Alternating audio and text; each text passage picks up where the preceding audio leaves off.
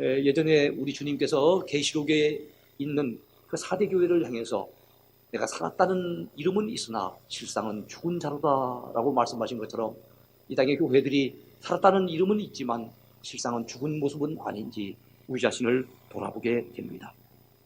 쉽게 말해서 희망보다는 절망의 분위기가 팽배한 이 사회 속에 오늘 우리가 살고 있습니다. 그런데 지금으로부터 2600여 년 전 선민 유대인들의 상황이 그러했습니다. 그들의 오랜 죄 때문에 나라가 망하여 바벨론 포로에 끌려가서 고초를 당하고 있었던 그들의 모습들, 참 힘들고 고달픈 삶이었습니다. 어디 희망이 엿보이지 아니하는 굉장히 절망스러운 상황이 지속되고 있었습니다. 그들의 삶은 참으로 아무리 생각해 보아도 희망의 빛이 엿보이지 아니하는 영적으로 죽어 있는 것 같은 그런 상황이었다는 것을 알 수가 있어요. 캄캄한 어둠처럼 절망이 그들을 온통 휘감고 있었습니다. 달리 얘기한다면 오늘 본문에 읽었던 에스겔 37장에 나와 있는 마른 뼈와 같은 그런 모습들을 그들이 하고 있었다는 거죠.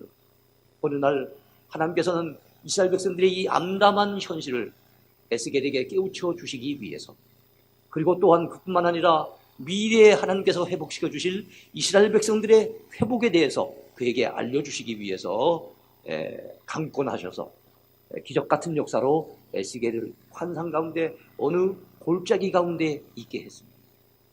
그 골짜기 가운데 봤더니 마른 뼈들이, 이미 오래된 것 같은 이 마른 뼈들이 질비하게 쌓여져 있었습니다. 자, 마른 뼈를 사이로 오가면서 그것을 지켜보고 있던 그 에스겔을 향해서 우리 하나님이 말씀하셨습니다. 인자야, 이 뼈들이 능히 살 수 있겠느냐? 여러분, 복음서에는 인자라고 하는 표현이 보통 예수님께서 당신 자신을 낮추어서 말씀하실 때 인자라고 하는 표현을 많이 씁니다만은, 구약 성경에서는 유일하게 바로 이 에스겔서에서 하나님이 에스겔을 부르실 때 인자야라고 이렇게 부르십니다. 인자야, 이 모든 뼈들이, 이 마른 뼈들이 능히 살 수 있겠느냐? 에스겔은 뭐라고 대답했을까요? 주께서 아시나이다. 예, 주님, 이 뼈들이 살 수 있을 것 같은데요? 라고 차마 말할 수 없었어요. 그 참 처참한 뼈들, 그 마른 뼈의 그 참 안타까운 모습들을 바라보면서 이 뼈들이 어떻게 살겠는가 생각이 들다 보니까, 예, 이 뼈들이 능히 살겠습니다 라고 자신감 있게 얘기하지 못하고 얘기를 돌려서, 예, 주께서 아시나이다 라고 이렇게 대답을 하고 있습니다. 그렇습니다. 에스겔의 생각처럼 그 골짜기의 뼈들은 도무지 살 것 같지 않았어요. 그야말로 참 암담한 상황, 절망적인 모습, 그것을 대변해주고 있었습니다. 근데 그 절망의 골짜기에서 마른 뼈들이 살아나는 기적 같은 역사를 우리 하나님께서 에스겔의 눈을 열어서 환상 가운데 보게 하셨습니다.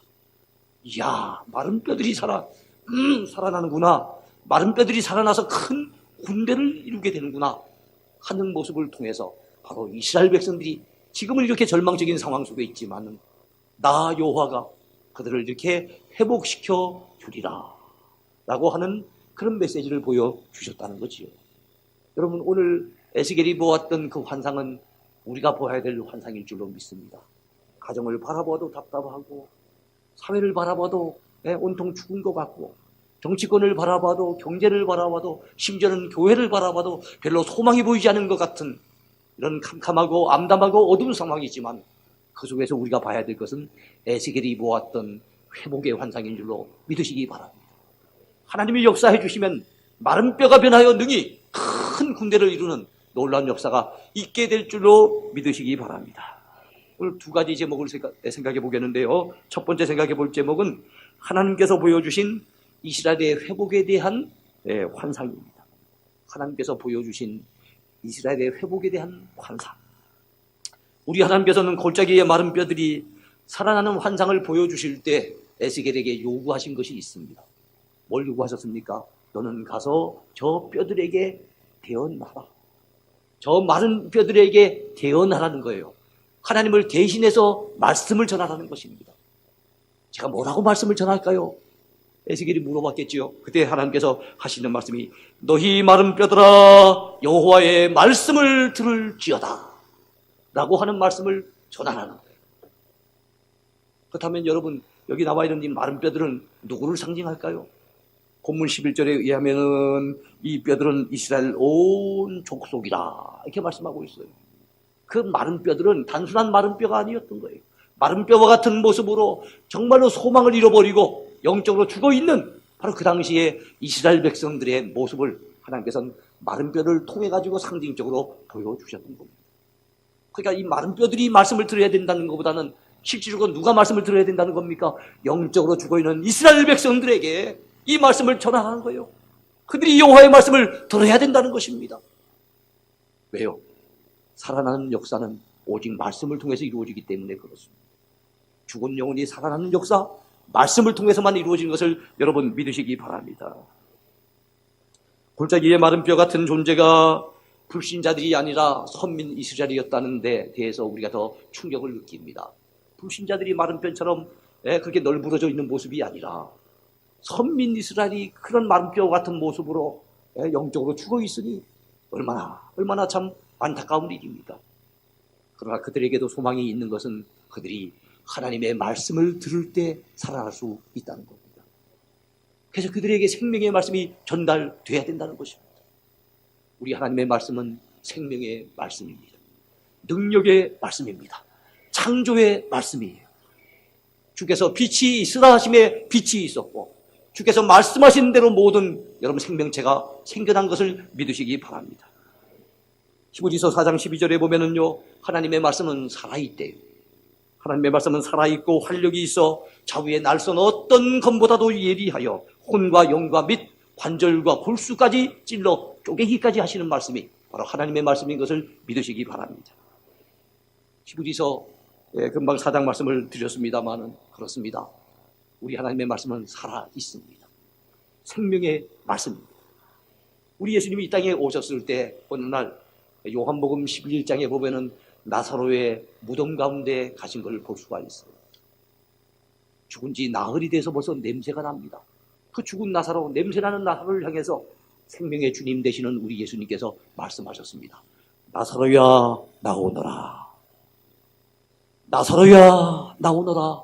말씀하실 그때 죽은 지 나흘 되어져서 냄새가 풀풀 났던 이 나사로가 뚜벅뚜벅 걸어 나오는 역사가 있었습니다.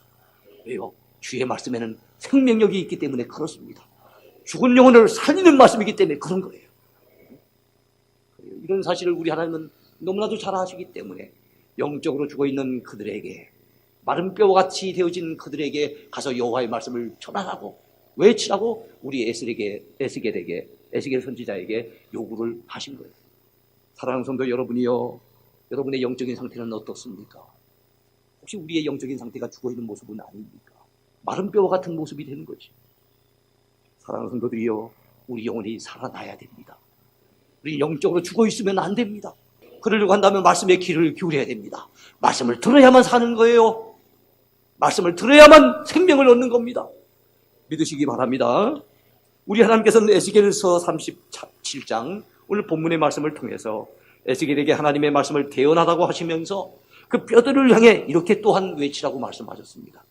여러분 기억하세요. 내가 생기를 너희에게 들어가게 하리니 너희가 살아나리라. 너희 위에 힘줄을 두고 살을 입히고 가죽으로 덮고 너희 속에 생기를 넣으리니 너희가 살아나리라.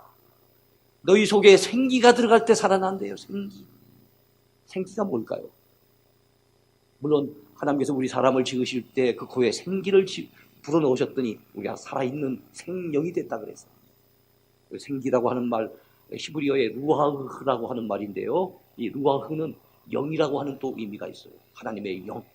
하나님께서 하나님의 영을 그 마른 뼈 가운데 집어넣는다. 하나님께서 하나님의 영을, 그 성령을 그 마른 뼈와 같은 이스라엘 백성들 속에 여러분 불어들어가도록 성령의 새바람을 불어넣겠다고 하는 약속의 말씀입니다. 그러할 때 그들이 살아난다는 거예요. 그렇습니다. 말씀을 듣고 회개하는 곳에 성령께서 역사하십니다. 성령의 역사가 그 심령 속에 파고들기 시작하면은, 성령의 새바람이 불어오기 시작하면은 죽었던 영혼은 살아나게 될 줄로 믿습니다. 그래요. 이런 사실을 우리 하나님은 잘 아시기 때문에, 그래서 에스겔에게 생기를 갖다가 생기야 들어가라고 하는 그 대언의 말씀을 전하라고 한 것입니다. 그렇습니다. 말씀 외에는 소망이 없습니다. 성령의 역사 외에는 희망이 없어요. 우리가 이 시대에 벌여야 될 운동은 말씀 운동입니다. 성령 운동입니다. 믿으시기 바랍니다. 에스겔이 환상 중에 보았던 골짜기의 마른 뼈들이 하나님의 말씀을 듣고 그 속에 성령의 생기가 들어갔을 때 여러분 결과적으로 어떻게 되어졌습니까? 본문 7절에서 10절까지 의하면요, 여러분 그 마른 뼈들이 살아나는 거예요. 뼈와 뼈가 마르면서 연결이 돼가지고 그 가운데 살이 입혀지고 그 다음에 힘줄이 생겨지고 살이 입혀지고 그리고 그 다음에 가죽이 덮이면서 그들이 일어서기 시작하는데, 이야, 그 뼈가 엄청나게 많았잖아요. 그 엄청나게 많은 뼈들이 한 사람 한 사람이 다 군대가 되어지는데 정말로 소를 할 수 없을 만큼 극히 큰 군대를 이루게 된 줄로 믿으시기 바랍니다. 조금 전까지만 바라봤을 때도 절망적인 상황이었잖아요. 마른 뼈가 무엇을 할 수 있겠어요? 마른 뼈에게서 무슨 희망을 엿볼 수가 있었겠습니까? 그런데 그게 다른 거예요. 말씀이 역사했더니, 하나님의 성령의 생기가 역사했더니 그들이 여러분 일어서기 시작하는데, 이야, 극히 큰 군대를 이루게 된 사실을 믿으시기 바랍니다. 그렇습니다. 오늘날도 여러분 하나님이 역사하시면 이런 놀라운 일이 생겨집니다. 말씀이 들어가면 이런 놀라운 변화가 나타납니다. 성령이 역사하시면 살아나는 역사가 있게 될 줄로 믿으시기 바랍니다. 때때로 우리는 내 자신이 영적으로 무기력하게 죽어있는 모습은 아닌지 의구심이 들 때가 있습니다. 때때로 우리는 사랑하는 자녀들이 이렇게 물끄러미 바라봤을 때 그들 속에 영적인 생기가 없는 것 같고, 아이들이 영적인 측면에서 완전히 죽어있는 모습을 때로는 발견하면서 낙심이 되기도 합니다. 때로는 우리 배우자의 모습을 바라보면서 정말 영적으로 메말라 있는 그 마른 뼈와 같은 모습을 이렇게 바라보면서, 우리 가정이 왜 이렇게 됐을까? 여러분 한숨이 나오고 절망을 느낄 때가 있습니다. 이럴 때 우리 어찌 해야 되겠습니까? 당장 눈에 보이는 것은 마른 뼈와 같은 모습들이지만, 그래서 우리 가정이 에스겔이 환상 중에 보았던 그 골짜기 같은 모습으로 전락되어 있지만 그 가운데 절망만 한다고 됩니까? 좌절만 하고 주저앉아 있으면 됩니까? 우리는 희망의 환상을 보아야 되는 겁니다. 비전을 보아야 되는 겁니다. 우리 가정 가운데 하나님이 역사하셔서, 말씀으로 역사하셔서, 성령으로 역사하셔서 죽어있던 우리 가족들이 살아나고, 마른 뼈 같은 우리 자녀들, 우리 가족들이 주님을 위한 거룩한 군대로 탈바꿈이 되어지고, 그래서 우리 가정이 하나님 영광 거하는 가정이 되어지고, 우리 가정이 하나님 영광 위에서 살아가는 멋진 가정으로 탈바꿈되는 그런 환상을 보아야 되지 않겠습니까? 그런 교회가 되기를 갈망해야 되지 않겠습니까? 그런 나라가 되기를 기도해야 되지 않겠습니까? 그래서 여러분, 우리가 주변의 환경들을 바라보면서 한숨만 쉬고 있으게 합니다. 우리 어려운 환경, 절망적인 환경, 어두운 환경들을 바라보면서 낙심만 하고 있을 게 아닙니다. 오늘 우리가 꿈꿔야 될 환상, 에스겔이 모았던 그 환상을 오늘 우리가 볼 수 있어야 됩니다. 믿음의 사람은 어려움 속에서 하나님의 손길을 바라봐야 됩니다. 믿음의 사람은 깜깜함 속에서도 여러분 밝은 빛을 내다볼 수 있어야 됩니다. 그게 믿음의 사람 아니겠어요? 그러면 여러분, 우리 모두는 희망 중에, 소망 중에 우리 하나님께서 우리에게 베푸실 놀라운 변화의 역사를 내다보고 그 일을 위해서 기도하는 저와 여러분이 되어야 될 줄로 믿습니다. 두 번째 제목입니다. 하나님께서 회복시켜 주실 때 이루어지는 축복입니다. 하나님께서 회복시켜 주실 때 여러분 어떤 축복이 이루어질까요? 먼저는 여러분 남과 북이, 남유다와 북이스라엘이 하나가 되어져서 통일된 이스라엘이 되어지는 그런 여러분 약속을 우리 하나님께서 에스겔에 보여주셨다는 겁니다. 참 놀라운 거죠. 근데 이 약속을 보니까 이 약속이 오늘 우리 땅에도 이루어졌으면 좋겠다. 참 우리나라 우리 백성들이 소원하는 이 꿈도 이루어졌으면 좋겠다는 생각이 듭니다. 그래서 오늘 본문 말씀 16절과 17절을 보시기 바랍니다.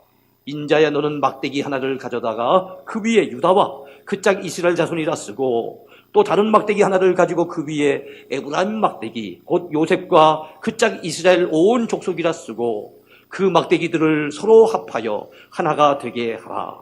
내 손에서 둘이 하나가 되리라. 내 손에서 둘이 하나가 되리라.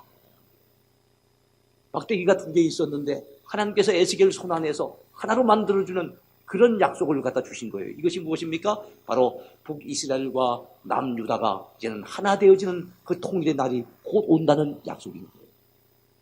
실제적으로 여러분, 이스라엘 백성들이 남북을 갈려져 있었습니다만 그들이 바벨론 포로에서 돌아온 이후에는 이제 두 나라가 생겨 있지 않습니다.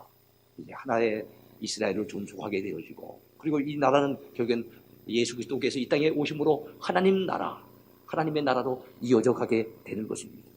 본문 22절에 보면 그들이 다시는 두 민족이 되지 아니하며 두 나라로 나누이지 아니할지라. 이런 놀라운 약속이 오늘 우리 땅에도 이 나라 가운데도 이루어지게 되기를 소망합니다. 또한 두 번째입니다. 영적으로 회복된 이스라엘 백성들에게 하나님이 주신 축복의 약속 두 번째입니다. 어떤 약속일까요? 그것은 포로주에서 귀환하는 약속입니다. 바벨론 포로주에 끌려가서 고초를 당하며 노역에 시달리며 힘겨워하던 그 백성들에게 여러분 늘 꿈꾸는 일이 무엇이었겠습니까? 오매불망 기다리고 고대하는 것이 고향 땅으로 돌아가는 일, 우리 고국 땅으로 돌아가는 일, 잃어버렸던 그 땅을 다시 되찾는 일, 그게 아니었겠습니까? 우리 하나님께서 그렇게 해주시고 약속을 해주신 거예요. 본문 21절을 보시기 바랍니다. 그들에게 이르기를 주 여호와께서 이같이 말씀하시기를 내가 이스라엘 자손을 잡혀간 여러 나라에서 인도하며 그 사방에서 모아서 그 고국 땅으로 돌아가게 하리라. 흩어진 양무리들을 여러분 목자가 다 이렇게 하나하나 다 모으는 것처럼 흩어져 있던 유다 백성들, 그 이스라엘 백성들을 다 모아서 고국 땅으로 돌아오도록 하나님이 만들어 주신다는 거예요. 이런 약속은 너무나도 중요하고 분명한 약속이기 때문에 에스겔을 통해서뿐만 아니라 이사야를 통해서도 예레미야를 통해서도 호세아를 통해서도 여러 선지자를 통해서 곳곳마다 하나님께서 포로지에서 돌아오게 될 것을 약속하셨어요. 그리고 역사 속에서 우리가 잘 아는 것처럼 바사왕 고레스, 페르시아 왕이죠. 오늘날의 이란입니다. 이란. 페르시아 왕 고레스에 의해서 여러분 바벨론 포로로 끌려갔던 그 백성들이 결국엔 돌아오지 않습니까? 3차에 걸쳐서 끌려가는데 3차에 걸쳐서 돌아오지 않습니까? 하나님이 약속하시면 약속대로 이루시는 분이십니다. 하나님은 말씀하신 것 틀림없이 이루시는 분이십니다. 사랑하는 성도들이여, 이처럼 영적으로 회복되게 되어지면은 잃어버렸던 것들을 되찾게 됩니다. 우리가 믿음이 회복되고 신앙의 초심이 회복되고 하나님을 향한 처음 사랑이 회복되면요, 영적으로 죽어있던 우리가 다시 살아나면요, 하나님이 우리에게 은혜를 베푸시는데요, 잃어버렸던 건강도 되찾게 될 것입니다. 잃어버렸던 물질적인 축복도 되돌려 주실 것입니다. 잃어버렸던 인간관계, 잃어버렸던 가정행복도 하나님께서 다시 되돌려 주실 줄로 믿습니다.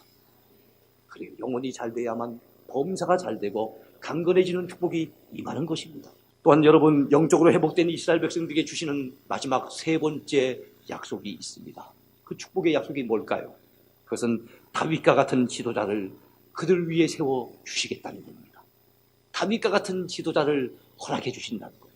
여러분, 다윗이 어떤 사람입니까? 이스라엘 역사 속에 많은 왕들이 있었지만 이스라엘 백성들이 가장 흠모하는 왕입니다. 가장 존경하는 왕입니다. 그런 다윗이 다시 나타난다고 한다면 이스라엘 백성들에게는 얼마나 큰 기쁨의 소식이 되겠습니까? 그런데 이쯤에서 우리가 잘 생각해 봐야 됩니다. 다윗은 이미 살다가 죽은 사람인데 어찌 다윗이 다시 태어날 수 있겠어요? 어찌 다윗이 다시 또 여러분 나타나서 그 백성들을 다스릴 수가 있겠습니까? 그래서 여기서 나오는 다윗이라고 하는 말씀이 있는데 그 몇 절에 나오는 거 하면요, 한번 먼저 보겠습니다. 24절과 25절을 보시기 바랍니다. 내 종 다윗이 그들의 왕이 되리니 그들 모두에게 한 목자가 있을 것이라. 그들이 내 규례를 준수하고 내 유례를 지켜 행하며 내가 내 종 야곱에게 준 땅 곧 그의 조상들이 거주하던 땅에 그들이 거주하되 그들과 그들의 자자손손이 영원히 거기에 거주할 것이요 내 종 다윗이 영원히 그들의 왕이 되리라. 내 종 다윗이 영원히 그들의 왕이 되리라. 한번 생각해 보세요. 어떻게 죽은 다윗이 다시 나타나서 그들 위에 왕이 될 수 있을 것이며, 또 여러분 70세에 죽었던 다윗, 사람인지라 아무리 훌륭한 사람도 죽잖아요. 그런데 영원히 그들의 왕이 될 수가 없잖아요. 그래서 이거는 문자적으로 다윗이라고 보면 안 됩니다. 여기서 말씀하는 다윗은 다윗의 후손으로 오실 예수 그리스도를 말씀하는 거예요. 지도자가 없어서 방황하던 그 백성들, 어떻게 보면 목자 없는 양같이 유리방황하던 그 백성들을 위해서 하나님께서 다윗의 후손으로 오실 예수 그리스도를 이 땅에 보내주시마 약속하시고, 그래서 예수님은 우리의 진정한 지도자가 되십니다. 우리가 섬겨야 될 진정한 왕이시고 우리를 다스리실 주님이 되십니다. 그분은 우리를 선하게 인도해 가실 우리의 선한 목자가 되십니다. 그 선한 목자 예수님, 그 진정한 왕 되시는 예수님을 이 땅에 보내주시마 약속하셨어요. 먼저는 이스라엘 백성들에게 주시는 약속이요, 두 번째는 어떻습니까? 오늘 이 시대 영적으로 이스라엘 백성이라 일컬어지는 오늘 이 시대 주의 백성들, 성도들에게 주시는 약속인 줄로 믿으시기 바랍니다. 성탄의 계절을 만났습니다. 여러분, 우리 주님이 이 땅에 오셨다는 거 얼마나 감사한 일인지요. 이 땅의 지도자들 때문에 여러분 실망하셨습니까? 너무 분노하지 마세요. 이 땅에 어느 지도자가 우리의 마음을 온전히 여러분 채워줄 수 있는 지도자가 있습니까? 죄인된 인생이, 연약하고 부족하고 허물 많은 인생이 어느 누가 온전한 지도자로 설 수가 있겠습니까? 너무 큰 기대를 하니까 또한 실망을 하게 되는 겁니다. 제가 예전에 설교 중에 한번 얘기했습니다만, 저는 어느 대통령 때문에도 한 번도 실망한 적이 없습니다. 왜냐하면 한 번도 기대를 하지 않았기 때문에 그렇습니다. 조금 나은 사람은 기대하죠. 조금 낫지 않겠나 이 정도지만은 제가 왜 저러냐 하고 막 실망을 하고 이러질 않았어요. 사람이 뻔해요. 뻔합니다. 이 땅의 지도자에게 실망을 할수록 그럴수록 진정한 지도자, 진정한 왕이시고 선한 목자이신 주님을 바라보시기 바랍니다. 주님을 의지하시기 바랍니다. 주님은 절대로 우리를 실망시키지 않으실 것입니다. 이제 말씀을 맺겠습니다. 오늘 우리는 골짜기의 마른 뼈들같이 절망적인 상황에 처해 있었던 이스라엘 백성들을 우리 하나님께서 말씀의 능력으로, 성령의 생기로 새롭게 하시고 살려내시고 그들을 영적으로 회복시켜 주실 뿐만 아니라 그에 따른 축복, 어떤 축복입니까? 둘로 나눠졌던 나라가 하나가 되는 축복, 그런 축복을 주시고, 또 어떤 축복을 주셨습니까? 그리고 또 그들이 포로지에서 돌아오는 축복, 또 그들에게 다윗과 같은 바로 그런 지도자를 주시는 축복을 약속해 주셨는데, 오늘 그 약속이 우리에게도 필요한 약속인 줄로 믿으시기 바랍니다. 그래서 가정을 바라볼 때 실망스럽거든, 이 나라를 생각할 때 너무 어둡게 느껴지거든, 물론 교회를 바라봤을 때도 여러분 마음에 참 뭔가 마음에 안 찬 부분이 있거든. 이 땅이 회복돼야 되겠구나 라고 하는 환상을 보시기 바랍니다. 하나님의 은혜로만 가능한 일입니다. 말씀의 역사로만 가능한 일입니다. 성령의 역사로만 가능한 일이에요. 이를 위해서 우리는 꿈꾸며, 여러분 이를 위해서 기도하며, 여러분 하나님께서 주시는 그 회복의 그때를 바라보며 살아가는 저와 여러분 모두가 되기를 축원해 드립니다.